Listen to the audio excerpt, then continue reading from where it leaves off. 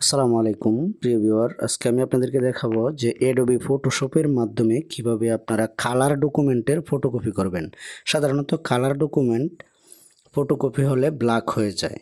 তো এটা করার জন্য প্রথমে আপনাকে মেনু বার থেকে ফাইলে যাবেন। ফাইলে ক্লিক করার পর ইম্পোর্টে এসে তারপর আপনার স্ক্যানারটি সিলেক্ট করে দিবেন। সিলেক্ট করে প্রথমে ডকুমেন্টে ফটোশপে নিয়ে আসবেন।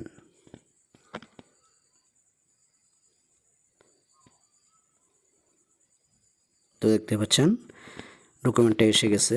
তো এখন এটাকে যদি আমরা সরাসরি A4 সাইজের পেপারে প্রিন্ট করি তাহলে ব্ল্যাক হয়ে যাবে, লেখাগুলো কোনোভাবেই বোঝা যাবে না। তো আমরা এটাকে প্রথমে A4 সাইজে ক্রপ টুল দিয়ে কেটে নিচ্ছি। নেওয়ার পর এখন মেনু বার থেকে আমরা চলে যাব সিলেক্ট মেনুতে। সিলেক্ট মেনুর পর এখানে কালার রেঞ্জে ক্লিক করব। ক্লিক করার পর এমন একটা বক্স ওপেন হবে। এখানে যে ব্ল্যাক পেজটা দেখতে পাচ্ছেন এখানে একটা ক্লিক করবেন। ক্লিক করার পর দেখতে পাচ্ছেন এখানে ডকুমেন্টটা দেখাচ্ছে, কালারটা দেখা যাচ্ছে না। এখন এই যে মাঝখানের যে আইড্রপার টুল আছে এখানে ক্লিক করে ওকে করে দিবেন এই বক্সটা থেকে। এখন দেখেন ডকুমেন্টের ভিতরে একটা ম্যাজিক চলতেছে, সম্পূর্ণ লেখাগুলি সিলেক্ট হয়ে গেছে। তো এখন আমরা ব্যাকগ্রাউন্ড কালারটাকে হোয়াইট কালার করে নেব।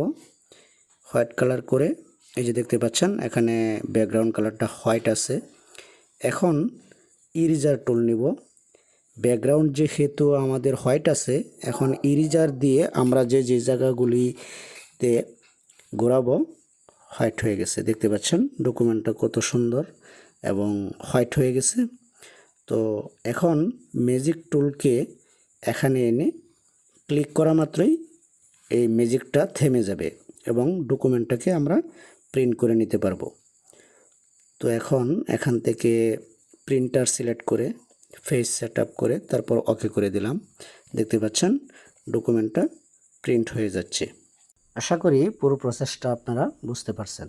তো এরকম প্রয়োজনীয় ভিডিও পেতে চ্যানেলটিকে সাবস্ক্রাইব করে আমাকে উৎসাহিত করবেন। ভালো থাকবেন সবাই। আসসালামু আলাইকুম ওয়া রাহমাতুল্লাহি ওয়া বারাকাতুহু।